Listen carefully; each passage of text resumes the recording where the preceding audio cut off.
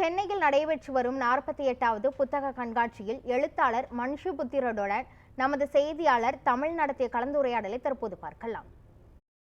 48வது புத்தக கண்காட்சியில் உயிர்மை பதிப்பகத்துக்கு வந்திருக்கோம். இப்போ நம்ம கூட எழுத்தாளர் மனுஷபுத்திரன் நினைஞ்சிருக்காங்க. அவங்க கிட்ட பேசலாம். வணக்கம் சார். வணக்கம். பொதுவாகவே மனுஷ் அப்படின்னாவே கவிதைகள் அப்படிங்கிற அளவுக்கு ஆயிடுச்சு. ஸோ உங்களுடைய புக்ஸில் நிறைய பேர் கவிதை புத்தகங்களை தான் நிறைய விரும்பி வாங்கிட்டு போவாங்க. ஸோ இந்த வருஷம் எப்படி இருக்குது? எந்த புக்கை விரும்பி அதிக அளவில் வாங்கிட்டு போகிறாங்க? எனக்கு தொடர்ச்சியான வாசகர்கள் இருக்கிறார்கள். அதாவது நான் நீண்ட காலமாக கவிதைகள் எழுதி கொண்டிருக்கிறேன். அந்த வகையில் தொடர்ந்து என் கவிதைகளை படிக்கக்கூடியவர்கள் இருக்கிறார்கள். எனக்கு இந்த வருடம் என்னுடைய ஒரு புதிய கவிதை தொகுப்பு வெளிவந்திருக்கிறது. அதாவது நாளை என்பது உன்னை காணும் நாள் என்ற தலைப்பில் அமைந்த இந்த கவிதை தொகுப்பு 1160 கவிதைகள் ஒரு வருடத்தில் எழுதியவை.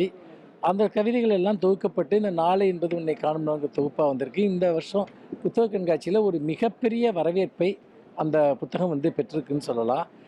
ஒன்று, தொடர்ச்சியாக என் கவிதைகளை வாசித்து கொண்டிருக்கக்கூடியவர்கள், அது என் கவிதைகள் வழியாக மட்டுமே என்னை அறிந்தவர்கள், அப்படி ஒரு வாசகர்கள் இருக்கிறார்கள். அவர்களுக்கு நான் முன்னாடி என்ன எழுதியிருக்கேன்னு தெரியும், அதுக்கு முன்னாடி என்ன எழுதியிருக்கேன்னு தெரியும். ஒரு தொடர் வாசிப்பில் இருக்கக்கூடியவர்கள்.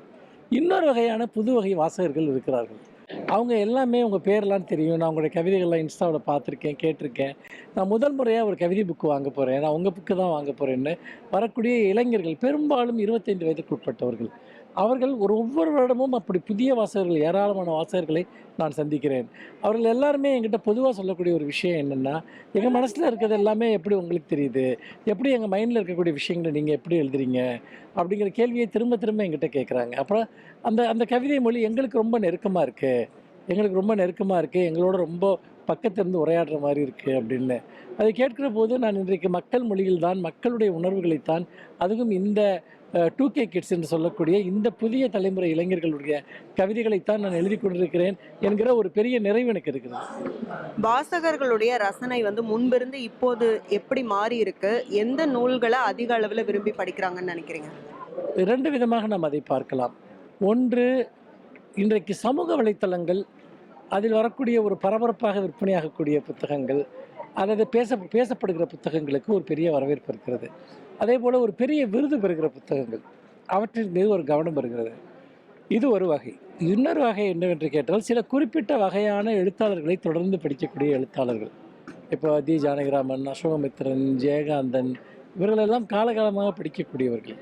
இது ஒரு புத்தக வாசிப்பு சார்ந்த ஒரு பாணி. இன்னொரு பாணி என்னவென்று சொன்னால், இந்த ஃபங்க்ஷனல் லிட்ரேச்சர் என்று சொல்வார்கள். அதாவது சமையல் புத்தகங்கள் அல்லது வேறு சில பக்தி சார்ந்த நூல்கள், அப்புறம் தொழில்நுட்பம் சார்ந்த, டெக்னாலஜி சார்ந்த சில புத்தகங்கள், இதை வாங்குவதற்கு ஒரு வாசகர்கள் இருக்கிறார்.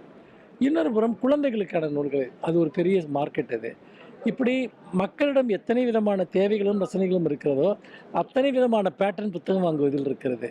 இந்த புத்தக கண்காட்சியுடைய சிறப்பு என்னவென்றால், எல்லோருக்குமான புத்தகங்கள் இங்கே இருக்கின்றன என்பதுதான். மொழிபெயர்ப்பு நூல்களுக்கு எந்த அளவில் வரவேற்பு இருக்குது?